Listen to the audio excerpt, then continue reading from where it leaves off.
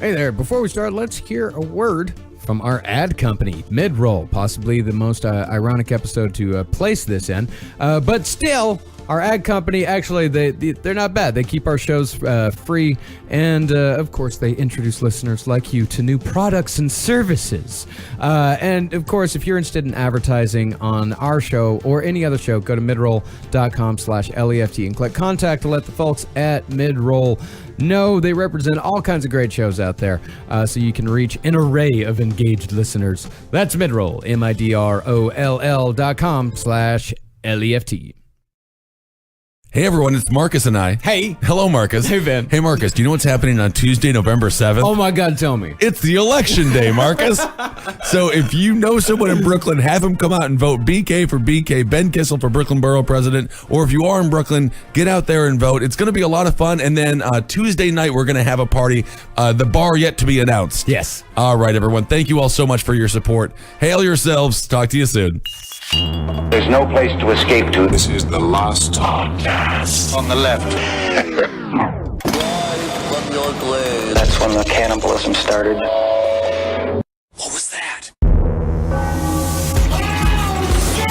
I agree with the Illuminati in this story. It's true. There's a part that's like I completely get it. We'll get deeper into it. Do you mean the Illuminati, that adult film you were working on? Yeah, dude, just a fucking woman dressed as a lizard, just like getting throated by George Washington. We understand what happened. All right, this is the last podcast on the left. I am Ben Kissel.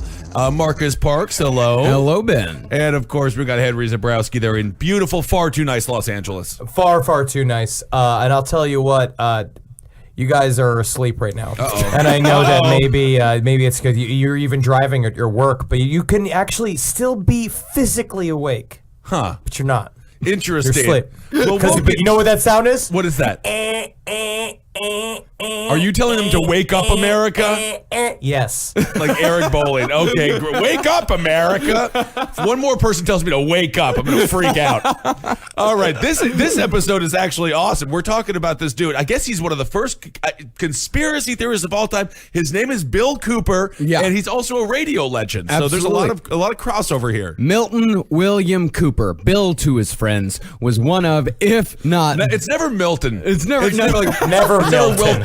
William Milton. My friends call me Milton. There's no one's listening to Milton Cooper talk about the Illuminati. Unless Milton Cooper's got a fucking AK-47 and he's sitting on your lawn, and then it's whatever you want, Mr. Milton. Yes, hello, boss. Absolutely. You want your stapler, Mr. Milton? Here it is. Well, Bill Cooper was one of, if not the most influential conspiracy theorist of the modern age. This guy was the granddaddy of them all. His 1991 book, Behold a Pale Horse, still holds a place on any good conspiracy theory bookshelf. Straight up right now, stop the podcast, buy it, have it in your house. Thumb through it all the time because it's what I've been doing for the last couple of weeks. And I will say this is that I'll tell you, I haven't slept. And again, it's about being awake or being asleep. And that is what Bill Cooper says quite a bit in a lot of his talks. He always starts off with that being like, I hear a snoring sound. This is the feet of a man about to wake you up. I'm pretty sure we also call Pale Horse Holden McNeely. Very funny. Yes. Very funny. Now, we will admit there's some truly crazy shit in that book, most of which we'll get into in the second episode. But nothing in Behold a Pale Horse, nor in any of the other things we'd heard from him, are particularly offensive. I think Bill Cooper, unlike a lot of conspiracy theorists, his heart is in the right place. And for that, he gets a last podcast on the left, full round of applause. Now, I would say having your heart in the right place for a conspiracy theorist might not be the best thing for content. Yeah, this man, but he won't let himself go too crazy. Well, you fucking idiot. All right, maybe my theory might be flawed. However, some of the people who listen to Bill Cooper's radio show, The Hour of the Time. That's great. What a good title. It's a great title, but this was the mid-'90s, early to mid-'90s. Some of them tended to take some of his New World Order talk just a little bit too far. One of those people was Timothy McVeigh, who spent many lonely nights with his shortwave radio listening to Bill Cooper. And I gotta say, H.W. Bush really did no one any favors when he called it the New World Order. Could he maybe just not use that verbiage? Henry Kissinger used it too, and maybe it was on purpose, Kitzel. That's the problem. Now you are ankle deep so far in the political fucking rigged system that you're part of, and unfortunately, in order for you to pass on to the next level of evolutionary wise, in order to break the hypnotism cycle that the Illuminati has fucking put you in, you need to take your feet out of that pool and dry them off with a towel, which should actually technically be an American flag, and get your shit together. That sounds like a spa day. But the thing is that Cooper, he was no white supremacist by any stretch of the imagination. He was very much a Second Amendment guy to a fault, as we'll see later, and he was very much a nationalist, but he was not a racist and he was not a bigot. What he ended up being at the end of his life, though, was a murderer. Okay. It's fucking a real deal. But before we get to all that, let's start with the origin story that created one of the most influential conspiracy theorists of all time, for better or worse. Or at least, this is what Bill Cooper claims is his origin story. In 1965, Bill Cooper joined the Navy after a short stint in the Air Force and was assigned to submarine duty. Soon after, Bill was traveling on assignment from Portland to Pearl Harbor when he saw something that would change his life. So first off, remember, he actually volunteered for submarine duty, which is very dangerous. Also, what my father did, and also because my father and I were the same size. He's 5'6", right? I'm 5'7". I'm taller than my father. I'm a natural 5'7". 5'5". But my father also volunteered to be on the submarine duty, and they said it's one of the most dangerous things. And also, Bill Cooper said he joined the Navy specifically because of his love of the water. But he had a really hard time with seasickness. He would just get sick on the bus, he said. And every single time that he was in any moving object, and this is true, he said, I would have a grumbling in my tummy. I would be uncontrollably sick. I would be incredibly just nauseous. And then I was like, afterwards, he said that magically, somehow, when he got onto the submarine, his seasickness was cured, and he knew he was in the right place. That is absolutely crazy. I guess you gotta, if you are, training someone to become a seaman, you gotta shake them really hard, like that fat kid in Billy Madison. Brooke and I had a chance to tour a naval vessel in San Francisco. I'm 6'7", she is 6 feet tall. Not for us. Yeah. So what Not did you for do? us. Did you just have to go around to the side of the boat and just lay face down in the water, and a couple of sailors just rolled you like Yeah, they came rode you up like a inside log? of me. Yeah, it was. I cannot imagine living that kind of life. I couldn't either. Bill said on that trip from Portland to Pearl Harbor, he saw a pewter-colored metal machine flying in and out of the ocean. It wasn't glowing, didn't have any lights, but Bill maintains that it was intelligently controlled. He said the craft dipped in and out of the water for about 10 minutes before it flew away. Now, you also, he goes into very intense detail in the book and in his lecture series about what he saw. He said he basically saw a hole open up in the water, like a vacuum kind of sucked everything out, and the creature, the ship lifted up out, dangled, popped back in and out of the water like it was washing shit off of itself, right? It was like coming in and out of a bucket. Yeah, or like an when Eggo. He says in the story, it's kind of crazy because it's the way the periscope moves back and forth. They would just catch it in bits and pieces, and he's freaking out next to his black friend named Lincoln and his Native American friend named Geronimo, which you did not bring up in any of this. He has so many movie incredible. sequences in his life. Bill Lincoln and Geronimo. Wow, that's a sitcom. Yeah. That's real, though. That's in the book. That's cool. Well, when Bill was questioned by his superiors as to what he'd seen, he told them the truth, that he'd seen a flying saucer. But that was the wrong answer. Always. Always. And after being berated, screamed at, and threatened by a superior officer, Bill was asked again, "What did you see?" This time, he got the whole thing, and he answered, "Nothing," and signed numerous documents swearing him to secrecy. Because he was a true, he believed in the American dream. He showed up as a very hardcore supporter of the military, and he believed that it was your duty to follow your lead officer's commands, and he was a very good soldier, which allowed him to eventually get the clearance that he would get. All right. After that, he was accepted to the Naval Security and Intelligence School, where he became an internal security specialist. This designation meant Bill was in charge of setting up security perimeters, securing installations and buildings, and most importantly, safeguarding classified information. Now, I gotta say, it sounds more exciting than what the job actually is. Yes. Because it is like kind of like putting up plaques, maybe a little tape here every now and You again. literally stand next to files. Yes. You can't even look at them. You're not supposed to. No, you're not allowed to look at them. Now, after graduating, Bill was shipped off to the war in Vietnam. This is about 67 or so, 68.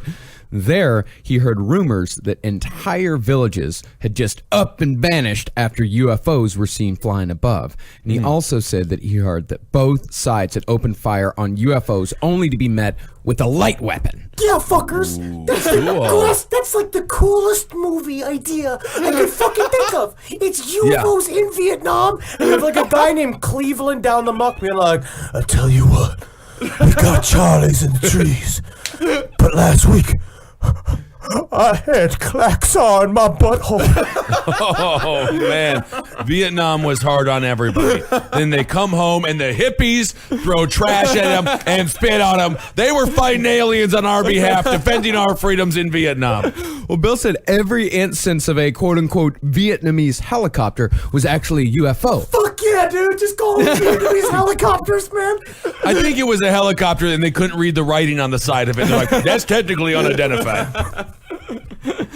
Well, that's what they said. And they also said that the UFO activity was most intense around the DMZ. Well, would that make sense, though? Don't the aliens tend to go towards places of chaos and stuff like that? Isn't there like a theory about that? I don't know. I mean, I know they tend to go towards water a lot. Well, there's freshwater is one. They buzz by a lot of our secret military bases, depending on whether or not they're a part of the Gaeta Treaty or not. We don't know because technically it's just with the Greys, but we can't necessarily tell which type of alien is maneuvering which craft, right? So I imagine, yes, it's not something they show up. They show up in war zones. But then they'll just take a kid up there and suck and stick too. I mean, like they'll do whatever. Wow. You were really starting to sound like a MUFON expert there for a second, but then you did kind of flip back into being yourself. They are very much so like the Outback. No rules. No rules. Bloomin' Onion?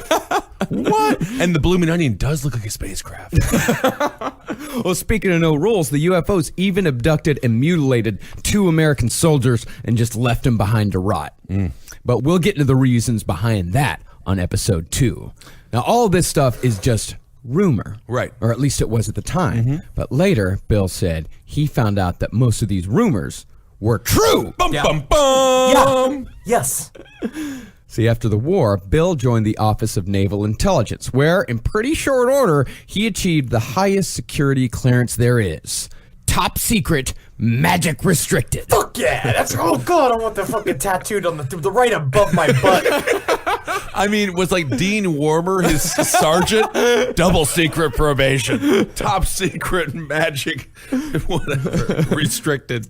Now, with this clearance, Bill somehow read and presumably memorized hundreds, if not thousands, of documents about the Kennedy assassination, UFOs, aliens in the government, the plan for the New World Order, and much, much more. Think about what an incredible TV show this is. What a great pitch this is that you're the guard in the vault of the NSA, and every episode is you open up the file and you got a new fucking story. He's sitting there, he's the fucking LeVar Burton of conspiracy theories. It's incredible. You know what he should have had with him at all times? Silly Putty.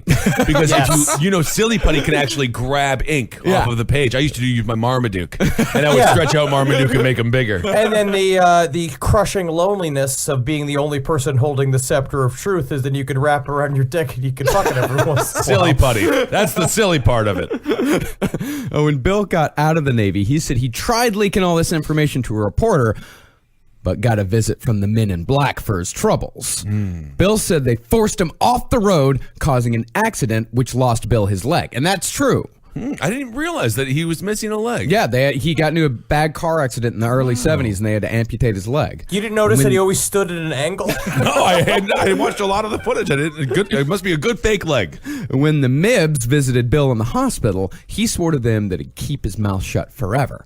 But over the following 16 years, Bill said he spent $27,000 disseminating the information he had to various sources around the world. And that's not $27,000 in like accountant money or like Hollywood actor money. That's $27,000 in UFO truther money. That's a lot of Which money. is, that's like $9 million. Yeah, what is the currency of a dollar in UFO currency? They are, whatever it is, they will lick your feet for it. They are in desperate need of money.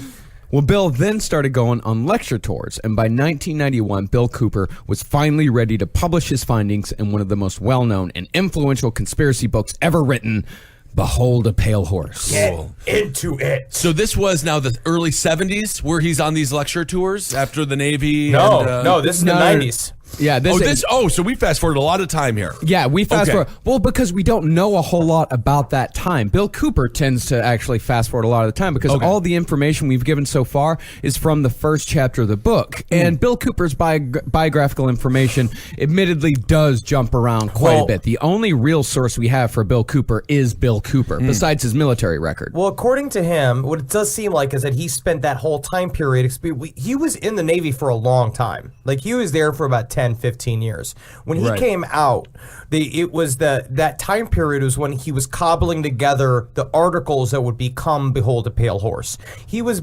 writing these little mini essays and photographing them in various offices and leaving them places and mailing them to people. Like, he worked on this book for like 5 years. So the time suck, the big missing time here is him feverishly alone in a hotel room, probably in whitey tighties, about 7 or 9 fucking Millers deep.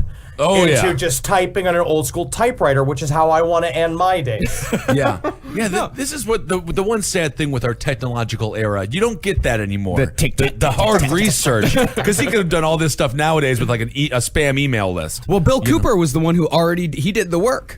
Like, Bill Cooper was the guy that, like, put down the groundwork for all of this modern conspiracy thought. And Bill Cooper, actually, he wasn't a loner. This guy had a wife and 2 daughters who stood by him the entire time. Like, his wife was extremely supportive of him, like, all throughout this. And she had a full face and both feet. Look at that. More than him. Yeah, and he said he spent $27,000. What his plan was that after the visit from the Men in Black in the hospital, he figured the only way he could safely publish something like Behold a Pale Horse was if he spent years upon years disseminating this information and making sure that it was already out there. So by the time he published his book, people would know. I mean, Bill Cooper's paranoia cannot be understated. Let's just go ahead and say that. Yeah, because he got into it, because he actually touched the sphere of the truth, which ruins everything. And Behold a Pale Horse, just know this, when you do read this, if you haven't, because the last time I read it was in high school, now rereading it, each chapter requires several rereadings. Because of the amount of, he does really try to like cite sources. Yes, the sources are all like the world's biggest conspiracy and like how the police can smell your dick and like all like weird books. But he has a lot of sources where you can go through and it's just fact, quote unquote fact, quote unquote fact, fact.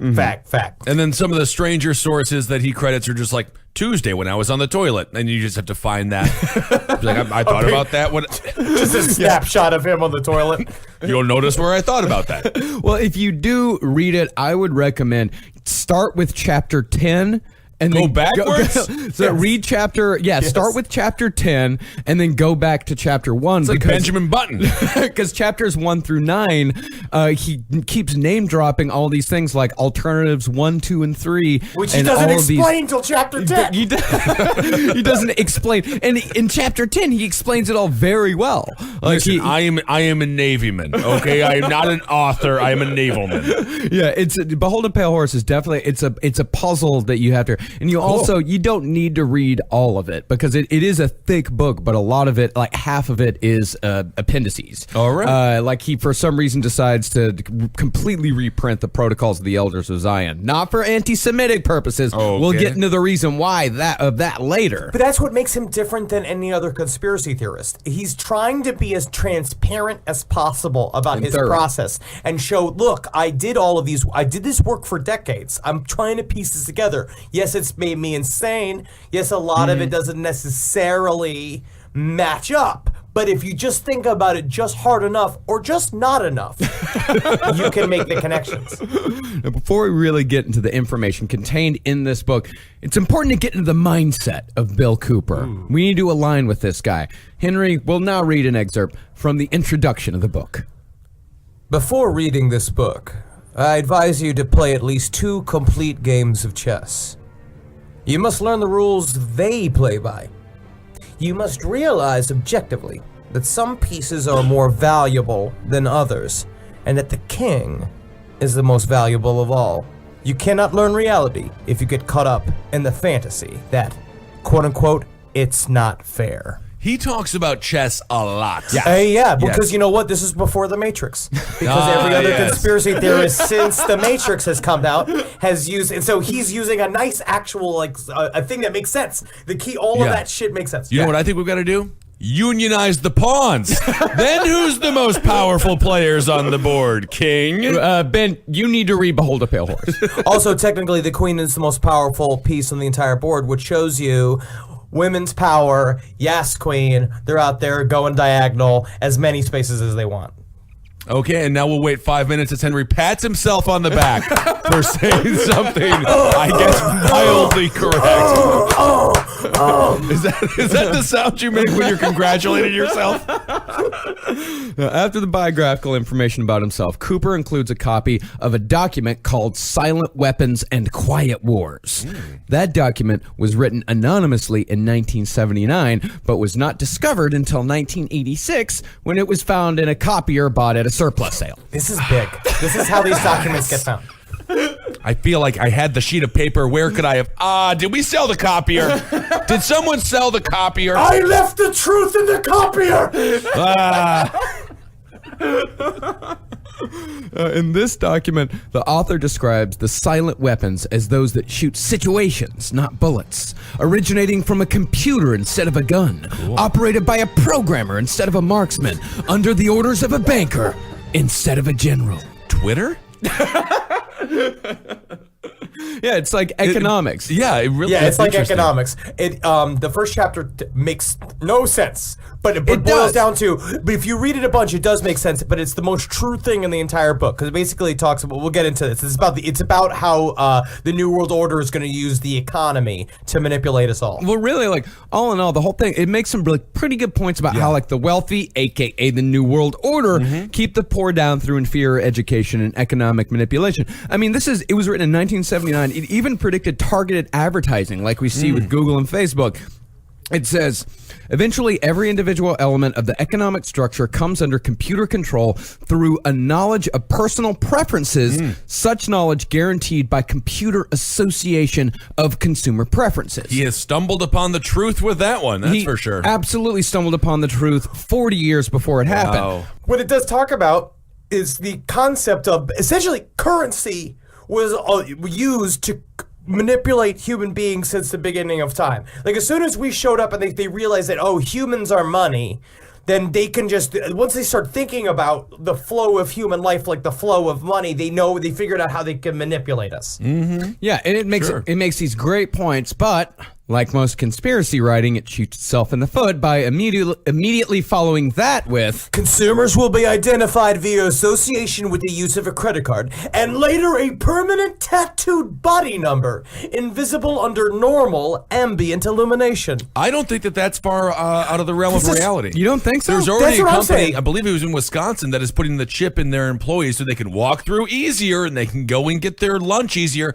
Swear to God, that's how they're selling it. This is no longer a conspiracy. Yeah. They are putting the chips in people. Mark of the Beast, buddy. No, this is what I was saying. Marcus and I get into a lot because he says a lot of things. Oh, these things will never happen. I was like, as far as I'm concerned, I know for a fact that the shit's in the fucking pipe. I know fucking Wendy, my doggy, has got a little tattoo where her chip is. Yeah, so that because we can- you did that to her. Yes. You megalomaniac. Yeah. You Guess lord of what? the house. I'm the New World Order of this fucking house. Exactly. Wendy, but guess what? Wendy is being brought up to be a success. She's brought up to be a member of the elite. She will be a member of the Illuminati as soon as she learns not to shit in the house. Which is not going to happen if you continue to mix the dry and the wet food, but we'll talk about that. We'll off. talk about it. Today's last podcast on the left is sponsored by Away. Away offers high-quality luggage that is designed to be resilient, resourceful, and essential to the way you travel. Available in a variety of colors and 4 sizes, including carry-on sizes that are compliant with all major U.S. airlines, the Away suitcase is lightweight and made with premium German polycarbonate that's unrivaled in strength and impact resistance. Not to mention, it features a TSA-approved combination lock, 4 360-degree spinner wheels, and a patent-pending compression system to help overpackers. Better yet, both sizes of the carry-on are able to charge anything that's powered by a USB cord. A single charge will power your iPhone 5 times. The material is sleek and ultra durable, plus you don't have to worry about having a dead phone while traveling. Try out Away for 100 days, and if at any point you decide it's not for you, return it for a full refund. Shipping is free within the lower 48 states, and thanks to Away's lifetime warranty, if anything breaks, they'll fix it, so you've got nothing to lose. For $20 off a suitcase, visit awaytravel.com/LAST and use promo code LAST during checkout. That's awaytravel.com/LAST and promo code LAST for $20 off your Away suitcase. So with the scene set as to the methods of the New World Order, Cooper then moves into the origins of the secret societies that run the world. And note that I say societies, not society. Here they are, as listed in Behold a Pale Horse. The Order of the Quest, the Jason Society, the Roshaniah, the Kabbalah, the Knights Templar, the Knights of Malta, the Knights of Columbus, the Jesuits, the Masons, the Ancient and Mystical Order of Rosicrucius, the Illuminati, the Nazi Party, the Communist Party, the executive members of the Council on Foreign Relations, the Group, the Brotherhood of the Dragon, the Rosicrucians, the Royal Institute of International Affairs, the Trilateral Commission, the Bilderberg Group, the Open Friendly Secret Society, aka the Vatican, the Russell Trust, the Skull and Bones, the Scroll and Key. They are all the same and all work towards the same ultimate goal of a new world order, and they are all out to rule the world. You forgot about the Burger King Kids Club. And the Burger King Kids Club with Wheelie out there. That's very awesome. They all answer to the Round Table of the Nine, which is technically the very top of the pyramid. And what they say here is that the quote-unquote Illuminati is just one of the many various groups that are centered around different areas of the world. Like the Vatican controls the half of Europe. You've got the Royal Institute of the Royal International Institute runs the UK. Here we have the Council on Foreign Relations, the Trilateral Commission. Those are our point men that all show up and meet at the Bilderberg meetings, would then answer up to the Round Table of the Nine. And then at some point, the plans are disseminated amongst each other when 2 nuclear submarines meet underneath the Arctic polar caps. They meet there together where the Russian people, the Russian government are the ones that do all the dirty work for the various secret groups. Hey, you know what I say? Slow down a little bit. You know why you're kind of a funny joke by the Russians. Anyway, and that's when I get my gun. Just like start shooting in the air.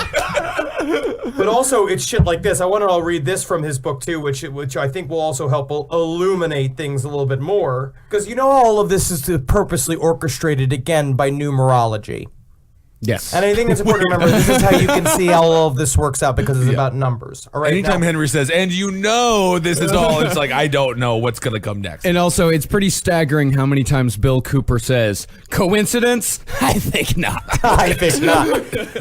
The numbers 3, 7, 9, 11, 13, 39, and any multiple of these numbers have special meaning to the Illuminati. Notice that the Bilderberg Group has a core of 39 members who are broken into 3 groups of 13 members in each group. Notice that the core of 39 answers to the 13 who make up the policy committee. Take special notice that the 13 members of the policy committee answer to the Round Table of 9. The original number of states in the United States of America was 13. The Constitution is 7 articles and was signed by 39 members of the Constitutional Convention. The United States was born on July 4th, 1776. July is the 7th month of the year. Add 7 for July and 4 and you have 11. 1 plus 7 plus 7 plus 6 equals 21, which is a multiple of 3 and 7. Add 2 plus 1 and you get 3. Look at the numbers in 1776 and you see 2 7s and a 6, which is a multiple of 3. Coincidence, you say? I say baloney. And I'd like to say something a lot stronger. For those of you who still say it's accidental, however, I offer the following evidence. I could write a book just on numerical links,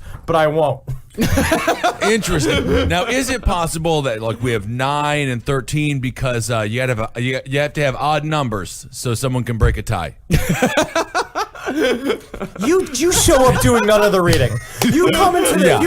But room. is that and you- possible, though? We've been sitting reading for hours, and all of Yeah. this makes sense to us. Watching videos, long docs, and you just show up here. And, you think with your little precious bon mots, your with little your- bits of quote unquote your logic. precious, Well, your you can't precious have, rationality. If there's a group of 8 or 12, then there's a chance for a tie, in which case nothing would be finished. Well, all this started centuries ago with the Brotherhood of the Snake, whose main commitments were the guarding of the quote-unquote secrets of the ages and the exaltation of Lucifer, the Lightbringer, as the one true God. Their ultimate goal, which they're still presumably working towards, as remember, Behold a Pale Horse was written in 1991, is to remake the world in their own image as a Luciferian, totalitarian, socialist state. Give it to me. Give it to me. Doesn't sound fun. Now, other conspiracy theories, specifically our friends over at bibliotechapleiades.com, Yes. say that the Brotherhood of the Snake was conceived 6,000 years ago in ancient Sumeria, long before Lucifer was even conceptualized. Bibliotheca Pleiades says that the Brotherhood began with an alien named Enki, who created mankind as a slave race through a hybridization program that combined aliens with primitive Earth creatures, possibly Neanderthals. Also, big, gigantic, because there were big, dinosaur hogs that they used. There was dinosaur hogs, and there was dinosaur hippos that they would use, and they made humans out of them. And again, it was because the aliens were sick of digging for gold for their starships for themselves. So this is the classic ancient aliens story that was personalized by the Sumerians. Or could it be? I was nicknamed Hippo, so it all comes together. Oh, Yeah, wow. it's just not a clever name. I was just fat and with the skin pigment of a hippo. But after a few years of looking over the humans he had created, Enki started feeling sympathy towards his creations, who were ignorant about their origins, and so he formed the Brotherhood of the Snake for the purpose of quote unquote illuminating them. So it was the first secret school. It was the first time that there was going to be so what a secret school means is that there's an initiation rite to get you into the back door where a priest character will teach people a certain truth, and then they mask the truth with stories for everyone else. But Enki's superiors weren't on board with all this in the least bit, and for Enki's crimes, he was deported to Earth for all eternity, cursed to die and be reborn in endless cycles, meaning any one of us could be the reincarnated spirit of Enki, and we wouldn't even know it. Wouldn't even know it. You know who it is? Who? I know who it is. Who? Ted Danson. Ted Danson. That makes sense. He's in Smirnoff commercials. Smirnoff. What does the Illuminati want? They want us drunk. Well, of course, the Brotherhood of the Snake was eventually infiltrated by the Draconians, aka the Reptilians, and the whole thing was flipped and reversed into a secret society that distorted knowledge instead of clearing it all up. All right. And out of that reptilian version of the Brotherhood came Freemasonry, the Rosicrucians, the Knights Templar, the Knights of Malta, the OTO, Yep. Oh, What's interesting. OTO again? What's Ordo OTO? Templi Orientis. Remember we hung out with that OTO guy in Atlanta? Remember the one that looks like Bob from Twin Peaks? Yes. Yeah, Rob. Oh, yeah. Rob's the best. He's a lot of fun. Yeah, he's great. nice guy. Oh, very much so. Should I have been scared? No, he's a great guy. Okay. And of course, the always dependable Illuminati came out of the Brotherhood of the Snake. Because remember, there are many different versions of this story, right? It was said this is the concept of the black nobility. Now, where in Bill Cooper, he says the black nobility are the people that are essentially the direct descendants of Jesus Christ, and so they have a lot of importance in various political and economic spheres in terms of the idea of the New World Order. But according to David Icke, the black nobility is what is also viewed as the higher powered hybrids between reptilians and human beings that were then put in place in various areas. But Bill Cooper says that the reptilians lied to the Illuminati, saying that they were aliens in order to get more influence over them, but actually they came from inside of the earth, that they are just lizards, they're iguanas that evolved the same way we evolved from chimpanzees. So it's a lie and a lie and a lie and a lie and a lie. That makes it a truth.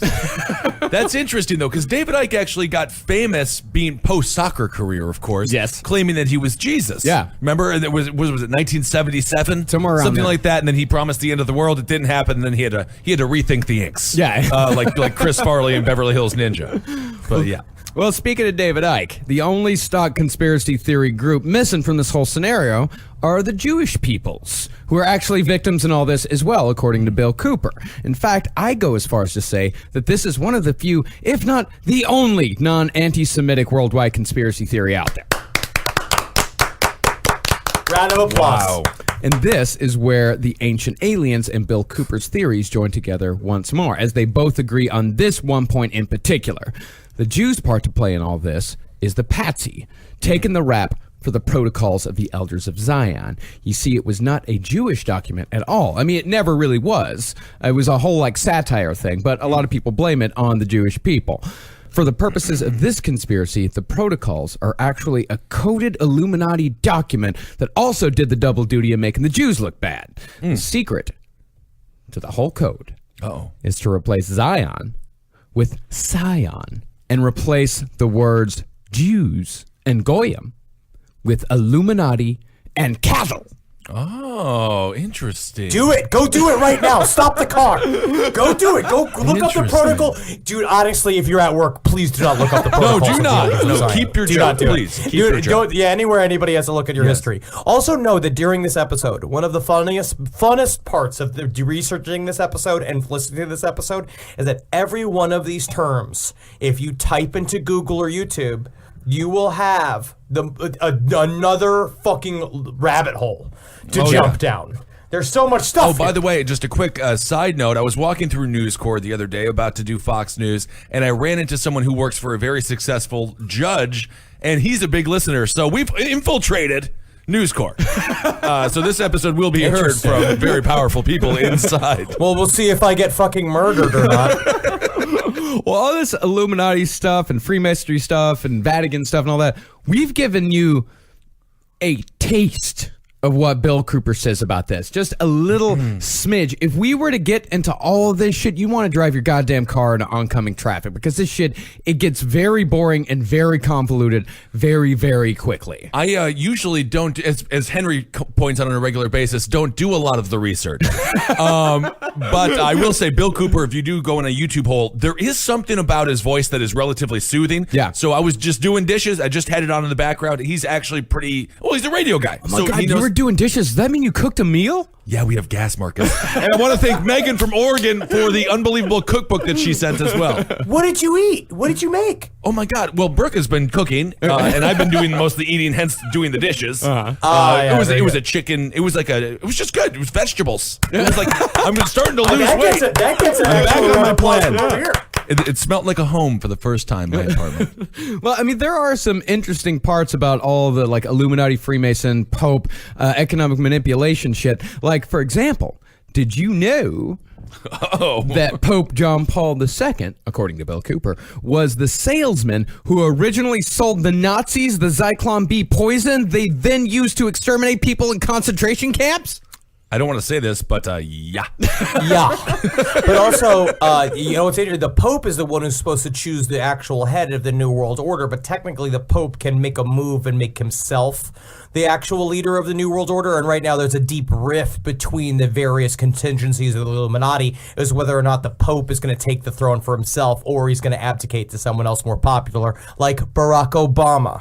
Oh, interesting. Okay. Yeah. And if the Pope chooses the wrong person, then that person becomes the Antichrist. Oh my God. Yeah. Well, Judge Reinhold is out. Well, for the most part, if you want to read all this stuff, it's all out there for you. It's all in Behold a Pale Horse if you really want to get deep into all the Illuminati shit. But we're just not going to break it down here. What we're going to break down is FEMA. I love it. FEMA, the people who were just so great in their Katrina response. Now, Bill Cooper may hold a little bit of blame for whipping up anti-FEMA hysteria. Now, the conspiracy theories surrounding FEMA have been around since its inception in the late 70s, but Cooper definitely kept the fire hot in the 90s until it really came back around in about 99, 2000. These are the FEMA death camps, right? These are the FEMA, that all? the FEMA concentration camps. Yes. Seriously, people have been talking about this since Jimmy Carter instituted it in the late 70s. Okay. People, for some reason, have a hatred of big tents. They don't like seeing it. Well, according to Bill Cooper, FEMA's official capacity as a quote-unquote emergency management branch of the government is nothing more than a ruse designed to mask its real objective, which is the subjugation of our local, state, and federal governments in the event of a national emergency. So I actually have a hard time understanding this one. They just want to give people houses after a catastrophic event. Give people cages. But a house is a cage. As long as they can get out of it, it's fine. But that's what Gaddafi did in Libya, gave everyone a house, and people are just like, that's the start of it. But I just don't fully understand it. Well, what it was is that a lot of it comes from certain bills that were passed in the 80s, specifically one that like Oliver North passed. The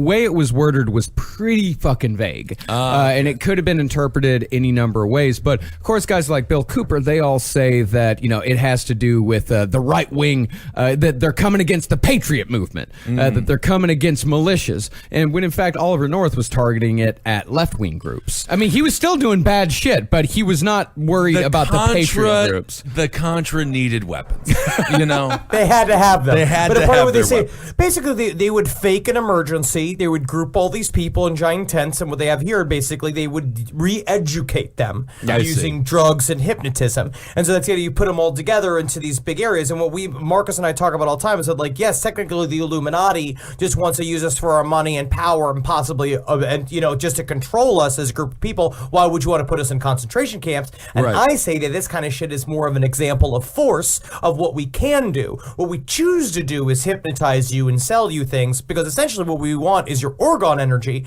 which is eventually comes from your slow dissatisfaction over time, where the phone slowly dissolves your relationships between your lovers and your dog and your family. Henry, I hate to break it to you, it's Oregon energy. Sorry about that, but that's just the truth. But yeah, I mean, you look at the Japanese internment camps and things like that. The U.S. has a history. Yeah, I mean, the U.S. has definitely put people in internment camps in the past, but, there's still no evidence. Right. There's no evidence that little FEMA, pesky thing of evidence. Yeah, that little Why pesky would there thing be, though? Why would there be? Cooper says that when the hour comes, all patriots will be rounded up and placed into FEMA camps for re-education. He's seen the documents. So free education. That sounds nice, actually. Yeah, that does sound nice. That Yeah, that does sound nice. Free education. I'm feeling the burn. But Bill Cooper says that if this ever happens, it's going to happen on a holiday. And particularly, if it does happen, it would happen on the one day that everyone, especially patriots, would be loaded with heavy food and booze. We're talking Thanksgiving. Oh, it's coming up. The war on Thanksgiving is real. But it's perpetrated by the government. Wow. And here's what Bill wrote, in all caps, I might add, in Behold a Pale Horse about all that. My recommendation is no patriot should ever be at home or at the home of any family member on any holiday ever again until the traitors have been hung and the Constitution restored as the supreme law of the land. This has been Bill Cooper, spreading the truth. Bill, we've got your yams. The yams are ready, and the sweet potato. Get out of here, Grandma! You don't want it now. You're being a liability. Anybody who close to me gets hurt. Bill. Honestly, but think about, this makes me feel a lot of feelings for Bill Cooper. He has never been able to have a cupcake. He's never been able to sit and just like have a leisurely walk, because at some point he's like, this is when they're gonna come get me. Yeah. As soon as my fucking back is turned, as soon as my weary eye has relaxed into a sleepy dip, they'll come and find me. Yeah, that is too bad. But if you think about it, they didn't want the Thanksgiving. The turkey was supposed to be the national bird. Yeah. What's in turkey? Tryptophan. What does that make you do? Fall asleep. See, you're making So connections. think now you're about getting it. They it, went man. with the eagle. I am getting it. Yeah. But I feel bad for his family. Every Thanksgiving, Honestly, every so- Christmas. Cranberry sauce. Like they Nobody's can never coming to celebrate. this house. Like they have to get in their RV and drive out to the middle of the woods because Dad thinks that the government's going to come and get them. He is like a conspiracy theory Clark Griswold.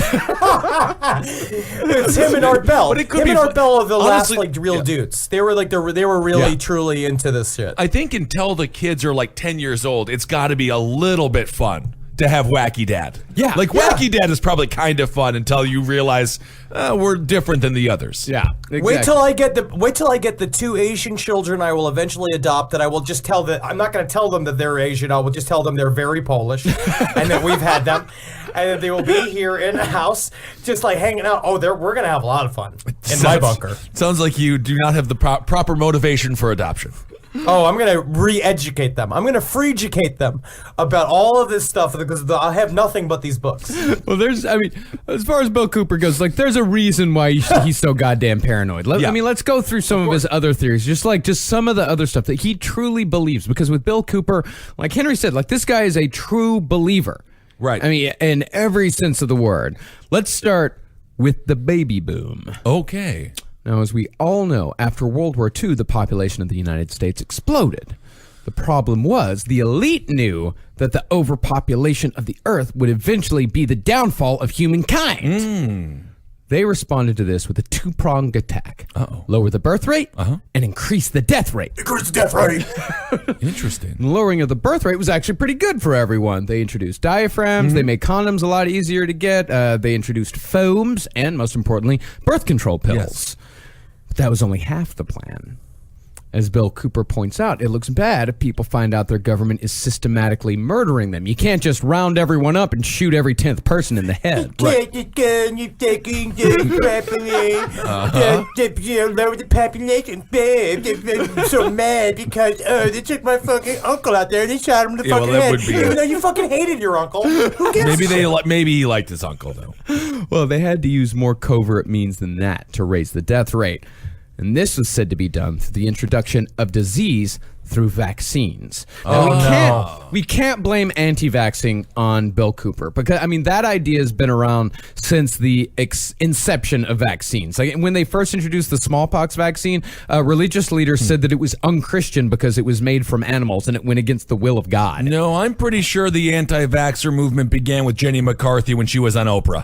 I'm pretty sure that's when it all started, if I'm correct with my timeline. I did a little bit of reading on the history of anti-vaxxing when I was doing research on this, and it's pretty fascinating. It is not a new thing at all. Well, it's just a mistrust of science and medicine, right? It's a mistrust of science and medicine. It's a personal You mean freedom to tell thing. me them scientists, man, gonna put disease in me? Yeah. Oh, you don't touch me, scientists, man. Bill Cooper, he didn't say anything about vaccinations causing autism. Oh, we didn't? Okay. Yeah. No, it was absolutely nothing like that. What he said vaccines caused was AIDS. Ah, okay. Interesting. An interesting take on.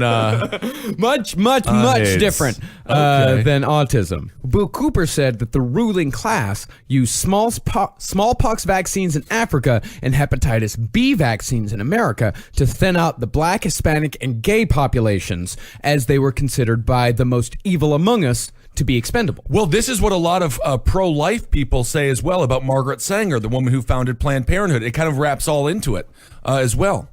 That she is a person. Well, she was extremely racist, but that was her. That was her plan to that was take the down plan. the black Yeah. black and Hispanic population. That was it. But it's weird how like that idea has been around for a very long time, and the idea of AIDS being, especially that AIDS was incredibly scary in the early '90s. This was definitely, it was viewed as the plague. It Oh was my going God, to be it killing was, yeah. everybody because they didn't know how to. Because at first, when they just made it GRID and they said it was a gay disease, it helped like isolate it, and so people weren't as panicked about it. And as soon as it really came known that anybody could have it, it was it was very scary, and I could see how we used it to I see having a mistrust of the government, and I also get the idea of, because what did we do, the syphilis tests?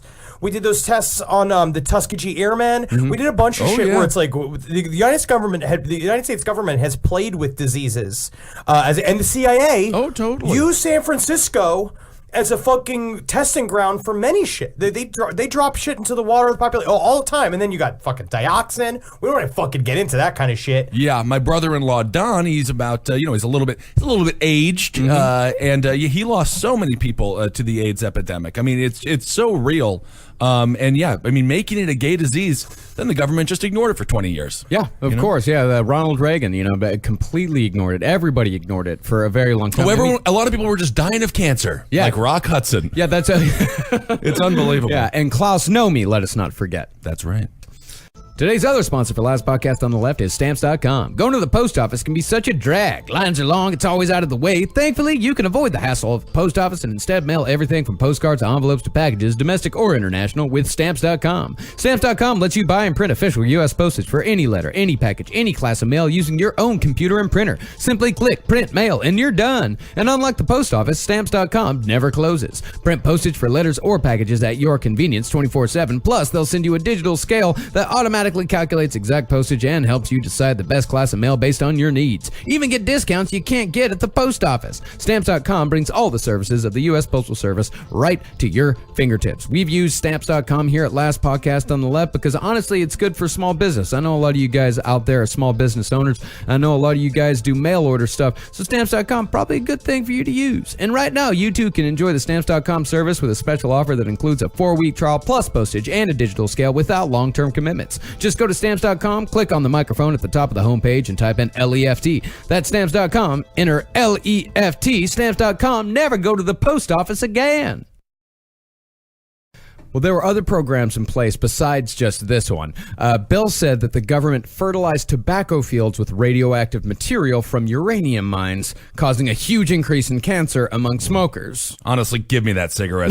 Like, give me that cigarette immediately. That's just sad because he's just mad that the fucking government ruined cigarettes for him, but actually cigarettes just kill you. Yeah. And Bill Cooper was just probably smoking a lot of cigarettes and being like, I can't believe they're killing me with these. I think being it's like, the no, paper, Bill, you are. It's the paper around the cigarette. The government's what's tainting doing the paper. Well, I mean, over the years, the tobacco companies did introduce a lot more deadly chemicals into cigarettes to make them more addictive and to make them last longer and to make them not smell as bad, like introducing fiberglass, all kinds of shit. So there is definitely something to, the corporations, at least the corporations, introducing deadlier and deadlier chemicals into cigarettes. Cyanide. Kodiak chewing tobacco literally has fiberglass in it, so it chops up your lip a little bit so you get that sweet Kodiak high. Same with menthol cigarettes. And Joe Camel was actually based off a real guy. He was based after, it was an Arabian millionaire that Princess Diana had actually met while she was with Prince Charles before they ended up divorcing each other. And he had the biggest, thickest cock in the world. Really? And they called him Joe Camel because of that. It was racist. And actually makes me really upset that they did that. Of course. But he filled her up so to wall inside of her vagina that she was like, we got to do something for him. Right. And so they tossed him the camel sponge. So they traveled back in time 30 years and whispered into an ad exec's ear, Joe Camel. Camel big cock. Guys smoke cigarettes looking like a camel. Camel big cock. Cigarette big cock, we got it. And the kids were hooked ever since. Well, Bill Cooper does give the Illuminati credit. They're right about one thing. The world is overpopulated. We have been destroying the environment for decades, and we are consuming resources at a pace that far outstrips their ability to regenerate. Yep. That's not an argument at all. I'm staring at 2 plastic cups right here. Yeah. I'm part of the problem. And part of the main concept of the Illuminati, right, was that a group of elites that were essentially bred and chosen to lead. They are smarter than everybody else. They have the connections. They know how to do stuff. And a part of what they're trying to say is, yes, we're going to force you into this gigantic new world order, but it's for your own good. They have like certain rationalizations they keep saying. Stuff like, what about dirty bombs?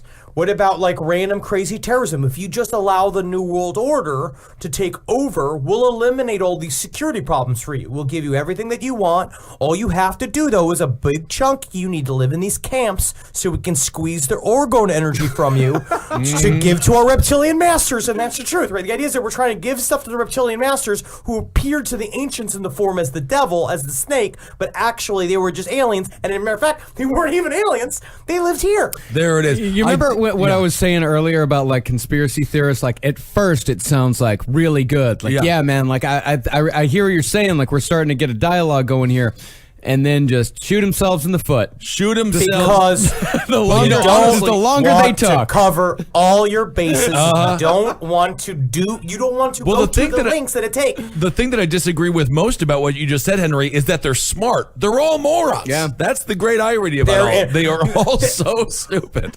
Because it comes from the old idea of keeping families pure. Yeah, but instead what we're exactly. doing is just you're just making all these dumb people by inbreeding. Yep. I mean, what like Henry said, like these guys, they're trying to make the next evolutionary jump, and the next evolutionary jump in humankind is the starseed, space colonization. And Bill Cooper agrees that is the next step, but he doesn't agree with how they're doing it. He proposes that the Illuminati are right, that our current system is unsustainable, but we don't need to kill people to fix it. What's actually needed is a species-wide paradigm shift in our own evolutionary consciousness, although he, like the rest of us, are at a bit of a loss as to how we actually make that happen. All right.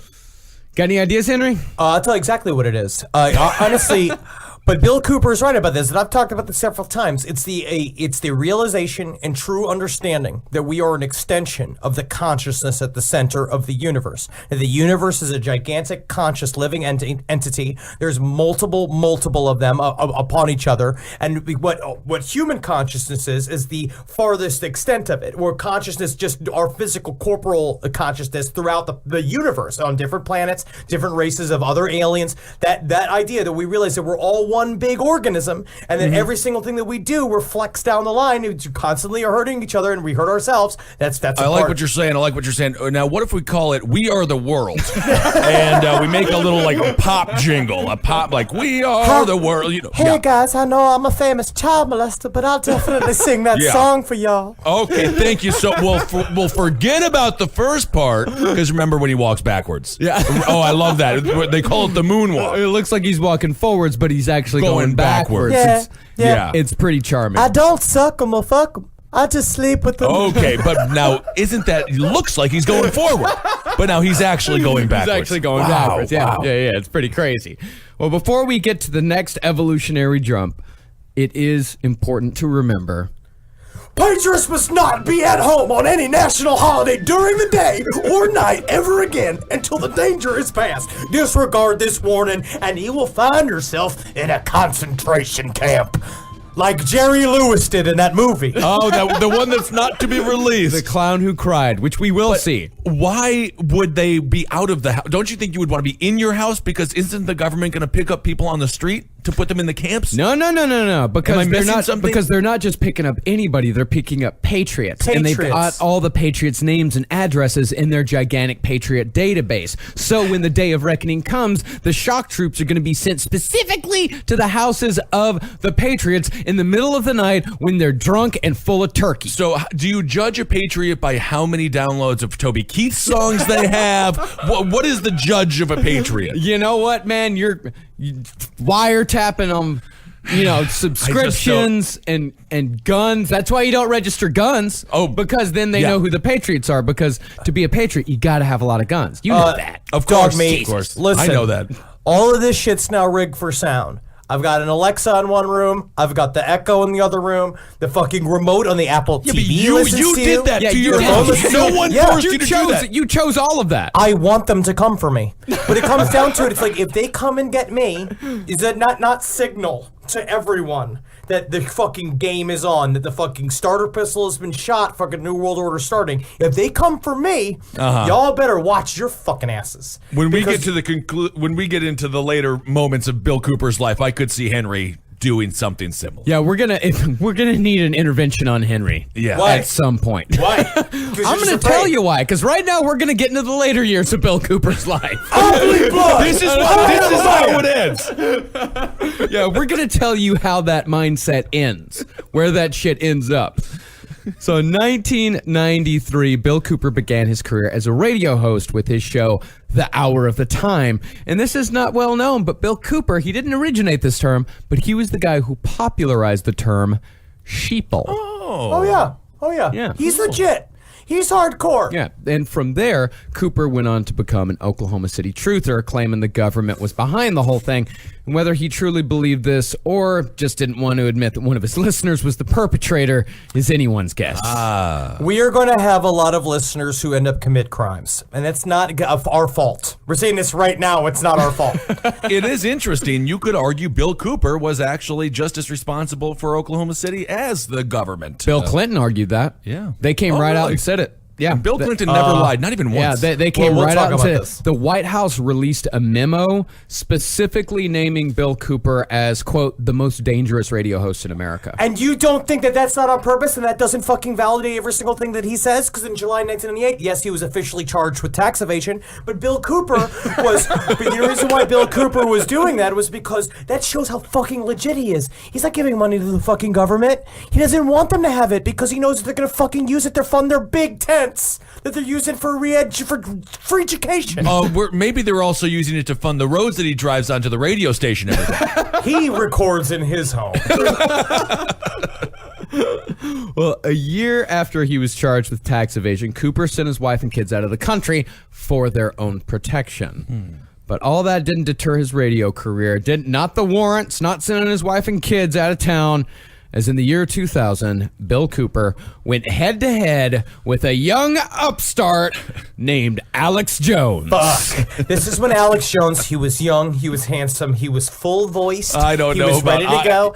I don't know about the handsome part. He was handsome. He was handsome. He just mildly looks like you, Henry. He was thinner. He was wasn't thinner. handsome. He was just thinner. Oh, he was a big boy. He was a lineman. I was reading about that. I didn't know he played some ball back in the day. He's big and strong. They went head each other. And think about that. That is probably close to 475 pounds of conspiracy theorist just against each other. I would love to see that slap fight. Those two big I ultra would love pale it. bellies just slapping against each other in a parking lot. Bill Cooper would destroy He's got Alex one Jones leg. in a fight. He's got one leg, but he's also a military man. He fought in fucking Da Nang. right. Bill Cooper knows how to handle Oh, I himself. love him. I love him. so funny. Well, it's not a surprise that Cooper and Alex Jones butted heads. Of I mean, the course. difference between the two is that Cooper's the real thing. Right. Like, this guy is true blue, real thing, conspiracy theorist. He did his time in the military. I mean, Bill Cooper is an actual example. Alex Jones is just a showman. Right. Yeah, and He's that's a con all man. he is. He's a con man. And on Y2K, and Alex Jones, he's been a con man for almost 20 years. Well, he saw a gap and he filled it. Like he Yeah. knew it. He knew exactly how to pronounce it, to put out the information. Alex Jones is incredibly entertaining. Bill Cooper is way more sober. It's way more like his shit is long. His talks are 3 hours long and they are slow, but they are very serious. So in 2000, New Year's Eve, that night, Alex Jones deliberately spread dangerous misinformation on his radio show, claiming that cash machines all over Europe had stopped working, that Austin was running out of gas, that a nuclear power plant had shut down in upstate New York, and so on and so forth. Either trying to get ratings, get people to listen of to him, course, the ratings, yeah. or to incite a riot. And interestingly enough, considering Yeah. where Alex Jones is today, he named Vladimir Putin as the one behind it all, calling him a demon and saying he was a creature of the IMF. Really? Yeah. You know, it is sort of that Orwellian sort of War of the Worlds type scenario that he was Of going course. for, which is one of the best moments in radio history. Yeah. Also extremely dangerous for society, Yeah. but it did prove the power of the medium. Yeah, it absolutely did. Yeah, you know, they did it at World of Worlds again in Argentina Yeah. in the 70s. 4 people died. Oh. But that's good radio. Yeah. The irony is there is no greater, if you want to use the stupid term sheeple, than people who follow this guy, Alex Jones. Like, for whatever he says, they just go, they navigate the world with him. It's very interesting to see. Well, Cooper, a man of principle, responded to Alex Jones's Y2K episode by saying, ironically considering it's Alex Jones, that the entire broadcast was a false flag operation intended to incite a riot within the general population. And Alex Jones was nothing more than a disinformation agent, possibly in the employ of the CIA. Do we know that he's not? He got a president elected. Honestly, we do not know if he is not. And that actually kind of turns my stomach a little bit. To think about it. Kind of makes me upset to think that Alex Jones, just even seeing that sentence, having Bill Cooper saying that Alex Jones is a disinformation agent really gets to me, because Bill Cooper also attacks Stanley Friedman. He attacks Willie Strieber. He goes at everybody.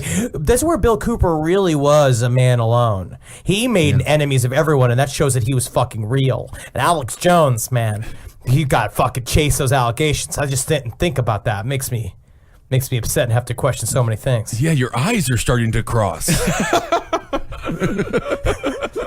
Well, Jones responded to that with a smear campaign, but that was the least of Cooper's worries, because that year Cooper was officially named a major fugitive due to him avoiding those pesky tax evasion charges from 2 years prior. Okay. But in 2001, Cooper came back at Jones, calling him, quote, a lying, sensationalist, bullshit artist. and that's the great thing about Cooper. He saw Alex Jones exactly for what he was right from the beginning. Right. It took for the rest of us, man, we just looked at Alex Jones as a clown. No, for years. Alex Clown, it should be his name.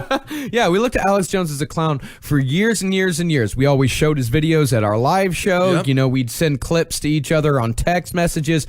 But Bill Cooper saw Alex Jones for what he truly was and what he has proved himself to be. Dangerous. Dangerous. And yes, there is a pro Bill Cooper YouTube video pointing out that Alex Jones has a bunch of Jewish connections, but you got to remember Bill Cooper died long before that, and many of his fans, admittedly, are truly awful, and they only pay attention to about half of what he said. They only pay attention to the stuff that they agree with, They or want, the stuff that reinforces their worldview. They don't look at the big picture. Okay. Well, a lot of us also back in the day, a lot of Bill Cooper's original fans were deep into their 70s, so now that they are skeletons. And everybody else that is, everybody that was now slowly finding him is either grizzled vets, which I think are really important, but the problem is that they are already mad, they're going to take it to the streets, and then it's just YouTube monsters like myself that just sit and watch things in the dark all night. Well, it's like people who glorify Bill Hicks, and granted, fine comedian, but they just look at his anti-war stuff as opposed to all the extremely homophobic stuff that he was doing in the 90s as well. I love it. I love Bill Hicks. I'm just saying, people pick and choose what they want. Yeah. You need to kind of look at the whole picture there. So yes, as I mentioned, Bill Cooper is dead. But like his beliefs, his death is anything but simple. Ooh. In late October 2001, Bill Cooper pulled a gun on his neighbor over a trespassing dispute and received yet another arrest warrant. Yes. This time, it was for aggravated assault with a deadly weapon. Bad move for Bill Cooper. You Get don't off his fucking lawn. go Yeah, onto Bill Cooper's property. Get off the lawn. What would ever possess you to go over there? I mean, of course he's going to fucking show you a gun. He then went on air saying he would not surrender and would kill anyone who attempted to capture him. Another bad move. Yeah. And unfortunately, he kept that promise on November 5th. Oh, we're coming up on the anniversary. Now we are. On that day, the Apache County Sheriff's Department concocted a plan to draw Bill Cooper out from his property, as they knew he was agitated and heavily armed. I hope they understand how long they're going to be waiting. I have so much goddamn Hormel chili in here. It's been here all day. I'll wait about a year and a half. I'm going to have so much Hormel chili, I'm going to forget who my kids are. Deep cut, Alex Jones. So, knowing that he was agitated and heavily armed, they figured they'd draw him out. So they stationed 2 cops near Cooper's house, and they had him pose as drunken teenagers listening to the radio way too loud. Come on, Billy, let's take our skateboards and go over to Bill Cooper's house. Yes, exactly, Alexander, my friend, who is only 16 years old. Let's go stand outside of Bill Cooper's house and listen to the famed children's album that the children love. I believe it is called Metallica. Yes, This is like- Metallica. It's so cartoonish. It's like when they try to catch Heathcliff by putting fish bones underneath the box with a little stick, and they say, "Come get it, free fish bones." So when Bill Cooper came out, they tried to arrest him, but Cooper managed to get back in his car and he drove back towards the house. An unmarked police car blocked his way, so Cooper got out and ran past the car. And here's where things get murky.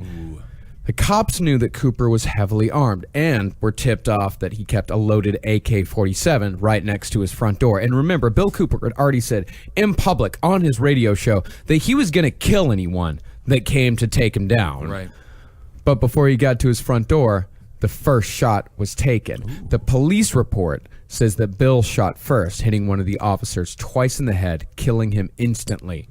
Others claim the cops took the first shot and Bill was just, quote unquote, defending himself, even though he could have avoided all this by just not pulling a gun on his neighbor and just paying his taxes. Well, the neighbor could have avoided it too by getting off this damn lawn. no, I Also, mean, you mean to fucking tell me, Marcus, honestly, he's going to go out there and he's going to attack the government every day on his fucking radio show.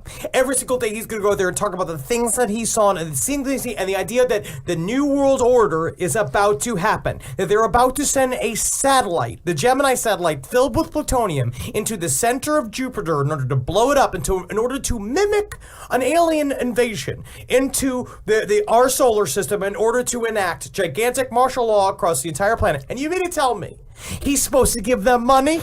An innocent man is dead. An innocent man. Yeah, is at the end of the day, an innocent man who was just trying to do his job, A police officer died because of Bill Cooper's principles. A man died. Sure. Oh. But in his, yes, of course, it's horrible. But imagine in the scenario, one turns to the other, they remove their contacts. You see the reptile eyes underneath it, and being like, you know what to do, Klaus. Yes, frame the fat one. And then he pulls a gun to his own head and blows his fucking brains out. And if that did happen, Bill Cooper would be justified. Yeah, if true, Yes. it's huge if true. Huge if true. Huge. Well, either way, by the end of it, Bill Cooper lay dead on the ground right beside the cop that he shot in the head. And of course, the conspiracy theory surrounding Bill's death started immediately because the only people that saw it, the only person that was alive at the end of it was the other cop. Right. No one else saw it besides those three people. The most popular conspiracy theory involved something Bill Cooper said just a few months before on his radio show. In June of 2001, Cooper said that a major terrorist attack perpetrated by Osama bin Laden would happen within the following months. And for this, Cooper was silenced, but this I don't buy at all. Plenty of people made that exact same prediction, was both number one. in the government and in the media. It was not the most difficult thing in the world to figure out. Yeah. Man, they should have shot him in 97. They really should. when they had a chance. That when they had a But you know, chance. it is strange, the Bin Laden family being flown out on 9/11. Yeah. The only Oh, place yeah, in it's the all air, but that's fucked a up. whole nother story. Yeah, that's a whole nother That's a story. whole Yeah, nother- well, go listen. We already covered it. Go Yeah, we listen already to covered it. 9/11 Yeah, Part that's 2 it. for that story. But at the end of the day, you can't avoid arrest warrants for years and then pull a gun on your neighbor and expect much good to come over it. I think over the years, Cooper's paranoia got the best of him, and it resulted in both his own death and even more tragically, the death of a police officer just trying to do his fucking job. Yeah. It really is sad that an innocent life have to be lost through this whole thing. I honestly do have, I do have some sympathy, the two of you, looking at me with your dagger-like eyes. But what I will say, though, at the same time, that he was legit. He truly, in somewhere deep inside of him, believed that all of this shit was about to come down, and he was putting his life on the line. And he would begin a lot of his talks talking like that, saying like, "You guys have to Yeah. be prepared that this revolution's not going to be very nice. It's not going to be very easy. We have to go and do it." And so, if you truly do believe that there are reptilian aliens talking to various secret groups that help run our government, you're going to do a lot of fucked up shit. And honestly, I could see Alex Jones having a similar situation occur. Somebody coming out from his Who camp. knows what's going to happen there? I'm predicting it right here. I've said Yeah. it for a couple of months now on Abe Lincoln's Top Hat. Well, Bill Cooper, I think he's there's an important lesson here Yeah. in all of this. It's like, it's totally fine to talk about all this stuff. It's even fine to believe in some of this stuff. But as we also saw with Timothy McVeigh, who you'll remember was a big fan of Bill Cooper's, taking this shit too far usually results in paranoia, alienation, and destruction. You cannot take this shit too far. You have to temper yourself. It has to stop somewhere. The only people that have taken something too far that I'm okay with, juggalos. Juggalos. That's because I actually think they would do more harm without the They juggalo would do way family. much more, way more Well, harm. they came all the way back around full circle to being a peace group. Yeah, exactly. That's an insane movement. Yeah, that's great. I'm totally down for That's that. funny. But this conspiracy stuff, like talking about conspiracy theory and shit like that, like that's not dangerous. That's not dangerous. You have to be at able fun. and at all times question the government. Reality, I think it's important. I think it's always important to constantly think of absolutely is everything. important. Don't believe what the fucking television tells you. Get off the fucking Do internet not as much believe as you the. can. Don't believe the But news. honestly, it's all of this shit. It's like because it's all owned by. There are things that are in Beholden Pale Horse that are completely real. The idea of the corporate entities running everything. You are nothing but a number. Yep. They want you for your money, and that's it. You're useless. They do not care about you. They don't. They're However, they do now have a naked egg taco. I saw that. And I am quite excited about this at Taco Just Bell. remember, just talk to other people and try to have friends. And maybe a good thing to do is that if you really want to take things back, start on a local level, sort of like what Kissel's doing. Like when you go and you exactly like what Kissel's doing. And remember, go to the polls this Tuesday, November 7th. Honestly, if we could scare the hell out of him, that would be amazing. That'd be amazing. Let's Just do it. locally involve yourself, but also remember, Kissel's also going to have to remember at some point you're going to be at a party with you, Neil deGrasse Tyson, Hillary Clinton, watching a bunch of babies play with knives, and you're going to have to sit there and decide whether or not you're going to keep your mouth shut or not. Yeah. Yeah, I mean, I think this conspiracy, though, especially like Bill Cooper, like the underlying message is worthwhile. It's definitely something worth paying attention to. But I think reading it through the lens of conspiracy thought, it's just another way to think about it. And all this stuff has to be seen with a critical eye. Yeah. Nobody can be trusted except for yourself. Like you have to make up your own mind about all of this shit. And if you really think about a lot of this conspiracy thought critically, I mean, there are a thousand holes in all of this. course. There's Yeah. 1,000 holes and contradictions. But that's where the belief and- comes from, and that's the work that the Illuminati put in to create Shadow of the Doubt, you fucking rubes. This is what got me. This is what drove me nuts growing up evangelical, though. Where it's just like, but what about the fact that yeah. It's all wouldn't Jesus wouldn't his face be falling off? He rose like 3 days later. And no, he was wrapped up. Well, that's the problem with belief. Is you can't change belief. That belief is rigid, and belief leads. And once you have a rigid belief in something, like it can lead to some really bad shit. It can lead. It can lead. You have a intense Christian belief. It can lead to you bombing a abortion clinic. You have intense anti-government belief. It leads to you bombing the Murrah building. Like Totally. intense Or belief. the terror attack that we saw this week guy, in New York. A couple days ago, this ISIS motherfucker, it led to killing 8 people. That's the problem with intense belief. There's nothing wrong with thinking about shit, and there's nothing wrong with having fun with it, but belief is But dangerous. even within Beholden Pale Horse, he talks about the problems with extremist thought, which I think is really funny. Is that he says that's what the Illuminati espouses is extremist right and left thought. That's the whole point. Is that's how you keep people controlled. Is that you basically Right. you whip them up into little camps, and basically he also he predicts the idea of political identity and attaching it to your actual identity. Like he talks about how like they will they use labels like liberal and conservative in order to immediately deconstruct every single thing. And it's true because we looked up what happened with Facebook and the election. They played us like a fucking fiddle from hell. yeah. Ooh, that sounds like a fun Charlie Daniels song. It Fiddle is. It's from from Hell. Batman Returns. I'm pretty certain it's from Batman Oh, Returns.